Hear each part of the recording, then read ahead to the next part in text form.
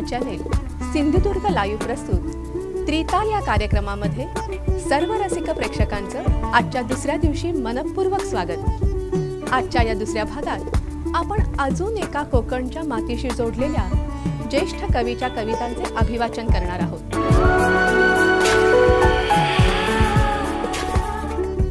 तत्पूर्वी आपल्या समोर सादर करतोय गुरुवंदना। हे गजवदन, हे गजवदन, वक्रतुंड महाकाय,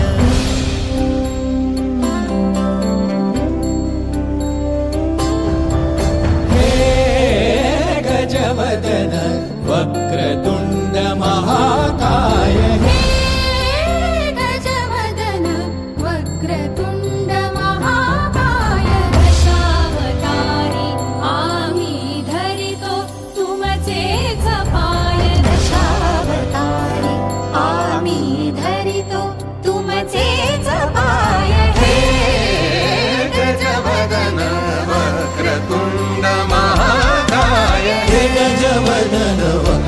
महाकाय, हे गजवदन, वक्रतुंड महाकाय, वक्रतुंड महाकाय, वक्रतुंड महाकाय, सुखकर्ता दुःखहर्ता माता विघ्नाची, दुर्वी पूर्वी प्रेम कृपा जयाची, सर्वांगी सुंदर विशेंदुराची, कंठी झळके माळ मुक्ता फळाची, जय देव जय देव जय देव जय देव जय देव जय देव जय देव जय देव, रत्न खचित फळा तुझ गौरी कुमरा, चंदनाची उटी कुंकुम केशरा, हिरे जडित मुकुट शोभतो बरा, झुणझुणती नुपुरे चरणी घागर्या, जय देव जय देव जय देव जय देव जय देव जय देव जय देव जय देव। नमस्कार। आजचा दिवस समर्पित आहे कोकणच्या मातीतील अजून एका अनमोल रत्नाला, अर्थात ज्येष्ठ कवी चिंतामणी त्र्यंबक खानोलकर उर्फ आरती प्रभू। साहित्य अकादमी पुरस्कारावर कोकणचा ठसा उमटवणारे कोकणचे लाडके कवी आरती प्रभू यांच्या कवितांना अभिवाचनाच्या माध्यमातून आपण उजाळा देणार आहोत। चला तर मग सादर करतोय आरती प्रभू यांची पहिली कविता। सांज तारा। मी म्हणावे, सांज तारा तो मी तो पाहू रे, तू म्हणावे रानवारा दे ठरोना वस्त्र हे, मी म्हणावे बाग बगीचा येत बहरू हा जुना, तू म्हणावे तू दिलेला गुच्छ पहिला शोधना, मी म्हणावे तो घडू दे एकदाचा तो गुन्हा, तो घडू दे एकदाचा तो गुन्हा, तू म्हणावे शीळ आली रानपक्षाची पुन्हा, मी म्हणावे किरमिजी तो मेघही गेला विरू, मी म्हणावे किरमिजी तो मेघही गेला विरू, तू म्हणावे तो पहाना दीपही लागे भरू, मी म्हणावे बांधू डोळे एकमेकांचे इथे, बांधू डोळे एकमेकांचे इथे, तू म्हणावे सांडलेले रान काटे या इथे, तू म्हणावी गीत गाणी मी म्हणावे थांबना, तू म्हणावी गीत गाणी मी म्हणावे थांबना, मूक डोळा प्रश्नचिन्हे का उभी ही सांगना, मूक डोळा प्रश्नचिन्हे का उभी ही सांगना, मी म्हणावे सांज तारा तू निमी तो पाहू रे, सांज तारा तू निमी तो पाहू रे, तू म्हणावे रानवारा दे ठरवूना वस्त्र हे, रानवारा दे ठरवूना वस्त्र हे। सांगेल राख माझी, संपूर्ण मी तरुकी आहे नगण्य पर्ण, संपूर्ण मी तरुकी आहे नगण्य पर्ण, सांगेल राख माझी गेल्यावरी जळून, खोटी खरी दुधाची होती कशी बिजेती, खोटी खरी दुधाची होती कशी बिजेती, बरसून मेघ जाता येईल ते रुजून, रानी कुठून आलो गाऊन काय गेलो, राणी कुठून आलो, गाऊन काय गेलो, वेळूत संध्यावेळी येईल ते कळून. लागे मला कशाची केव्हा कशी तहान, लागे मला कशाची केव्हा कशी तहान, चर्चा कशास, चर्चा कशास, नाव काठास की अजून. कोणा फुले दिले मी माळून कोण गेले, कोणा फुले दिली मी माळून कोण गेले, शेल्यावरी कुणाच्या असतील स्पर्शवून. का ते कशास सांगू मांडून मी दुकान, का ते कशास सांगू मांडून मी दुकान, शब्दास गंध सारे असतील की जडून. काठास हा तरुण विस्तीर्ण दूर पात्र, काठास हा तरुण विस्तीर्ण दूर पात्र, केव्हा तरी पिकून गळणे नगण्य पर्ण, केव्हा तरी पिकून गळणे नगण्य पर्ण. पेंग येते चांदणीची, समईच्या शुभ्रकळ्या उमलवून लवते, समईच्या शुभ्रकळ्या उमलवून लवते, केसातच फुललेली जाई पायाशी पडते. सांचणाऱ्या आसवाना पेंग येते चांदणीची, सांचणाऱ्या आसवाना पेंग येते चांदणीची, आजकाल झाले आहे विसराळू मुलखाची. गाठीमध्ये ग जीवाच्या तुझी अंगाऱ्याची बोटे, गाठींमध्ये ग जीवाच्या तुझी अंगाऱ्याची बोटे, वेडी उघडाया जाते उगा केतकीचे पाते. थोडी फुले माळू नये डोळा पाणी लावू नये, थोडी फुले माळू नये डोळा पाणी लावू नये, पदराच्या किनारीला शिवू शिवू ऊन गये. उगा बावरते मन, उगा बावरते मन भरू येताना केसर, अशा वेळेची वाटते अंगावर घ्यावी सर. डोळ्यातल्या बाहुल्यानी घरीदारी उतरावे, डोळ्यातल्या बाहुल्यानी घरीदारी उतरावे, असे काहीसे वाटते याला कसली ग नावे. हासशील हास मला, हासशील हास मला, मला हसूही सोसेना. अश्रू झाला आहे खोल, चंद्र होणार का दुणा, चंद्र होणार का दुणा, चंद्र होणार का दुणा. सूर्यास्त.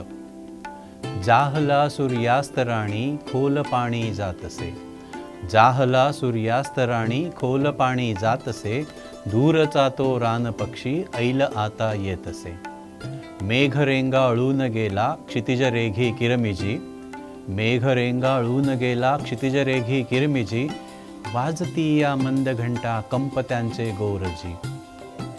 वेळुरंध्री का परंतु जीव घेणी स्तब्धता, वेळुरंध्री का परंतु जीव घेणी स्तब्धता, की समेच्या पूर्वीची ही आर्त आहे शांतता. काचसा काळोख भोवती, काचसा काळोख भोवती, त्यातुनी गावातल्या थेंब जैशा दीपपंक्ती हालती काळ्या निळ्या. काचसा काळोख भोवती, त्यातुनी गावातल्या थिंब जैशा दीपपंक्ती हालती काळ्या निळ्या. पारवा शेला तुझा हा, पारवा शेला तुझा हा, स्पंदने का त्यावरी, दूरदृष्टी लागली का, दूरदृष्टी लागली का, का तनु ही बावरी. धूनपर्णी निर्झराची लागली आता भरू, धूनपर्णी निर्झराची लागली आता भरू, नेत्र का उथंबले ग हात हाती ये धरू. जाहला सूर्यास्त राणी, जाहला सूर्यास्त राणी खोल पाणी जातसे, दूरचा तो रानपक्षी ऐल आता येतसे, दूरचा तो रानपक्षी ऐल आता येतसे, ऐल आता येतसे. जाईन दूर गावा, तेव्हा मलाच माझा वाटेल फक्त हेवा, तेव्हा मलाच माझा वाटेल फक्त हेवा, घरदार टाकू दि मी जाईन दूर गावा. पाण्यात ओंजळीच्या आला चुकून मीन, पाण्यात ओंजळीच्या आला चुकून मीन, चमकून हो तसाच गाण्यात अर्थ यावा, तेव्हा मलाच माझा वाटेल फक्त हेवा. शिंपीत पावसाळी सर्वत्र या लकेरी, शिंपीत पावसाळी सर्वत्र या लकेरी, यावा अनाम पक्षी स्पर्शू मलाच यावा, तेव्हा मलाच माझा वाटेल फक्त हेवा. देता कुणी दुरून नक्षत्रसे इशारे, देता कुणी दुरून नक्षत्रसे इशारे, साराच आसमंत घननीळ होत जावा, तेव्हा मलाच माझा वाटेल फक्त हेवा. पेरून जातवाळा अंगावरी कुणी जो, पेरून जातवाळा अंगावरी कुणी जो, शेल्यापरी कुसुंबी वाऱ्यावरी व्हावा, तेव्हा मलाच माझा वाटेल फक्त हेवा. तारांवरी पडावा केव्हा चुकून हात, तारांवरी पडावा केव्हा चुकून हात, विस्तीर्ण पोकळीचा गंधार सापडावा, तेव्हा मलाच माझा वाटेल फक्त हेवा. तेव्हा मलाच माझा वाटेल फक्त हेवा. घरदार टाकून मी जाईन दूर गावा, घरदार टाकून मी जाईन दूर गावा.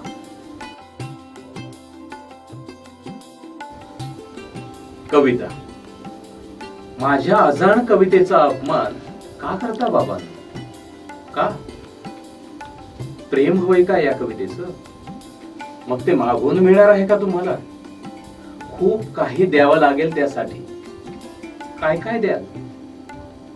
आत्म्याची बाग फुलवता येईल तुम्हाला, पण त्यासाठी तुम्हाला तुमचा आत्मा तुमच्या तळहातावर एखाद्या स्वातीच्या थेंबासारखा घ्यावा लागेल. पण त्यासाठी तुमचे हात तुम्हाला चांदण्याहून पारदर्शक करावे लागतील. कराल? या माझ्या अजाण कवितेच्या वाटेला जाऊ नका. कारण ती ज्या वाटा चालते आहे त्या आहेत तिच्या स्वतःच्या नागमोडी स्वभावांवरून स्फुरलेल्या. मोडून पडाल.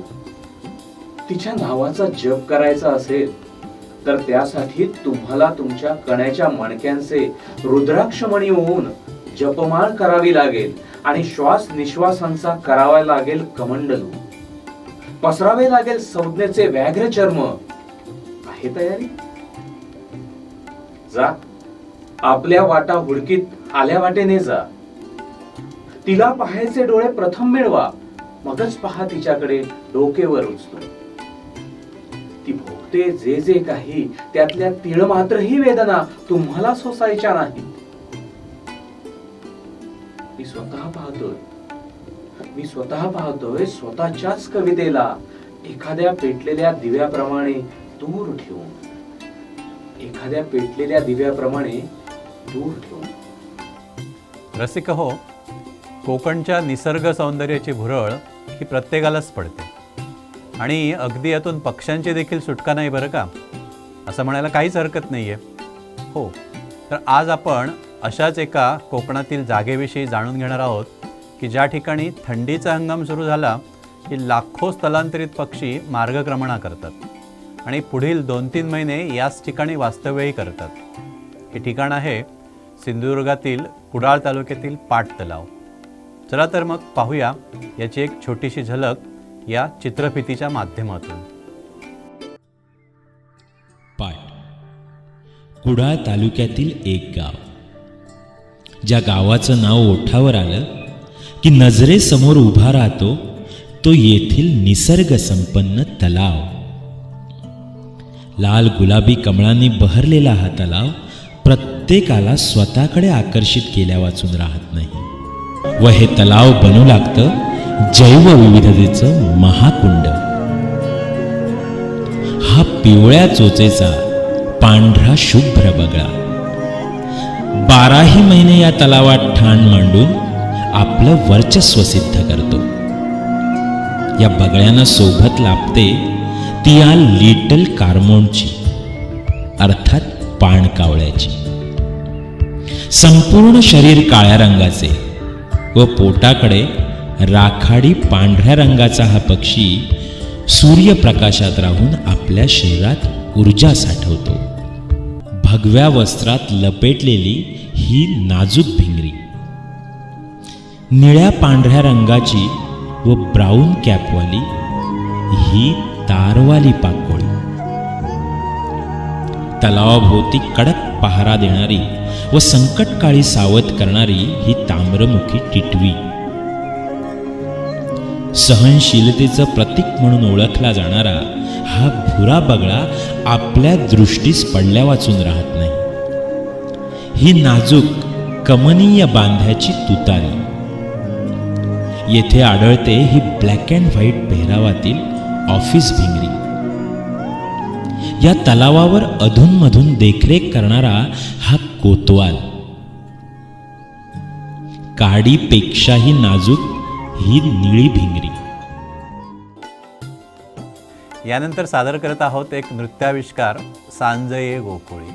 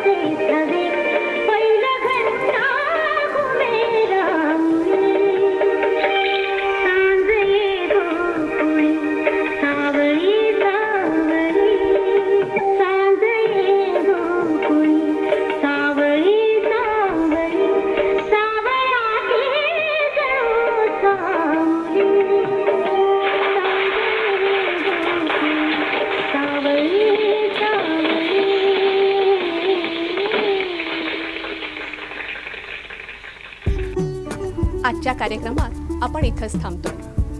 आमचा आजचा भाग आपल्याला निश्चितच आवडला असेल. तोपर्यंत धन्यवाद.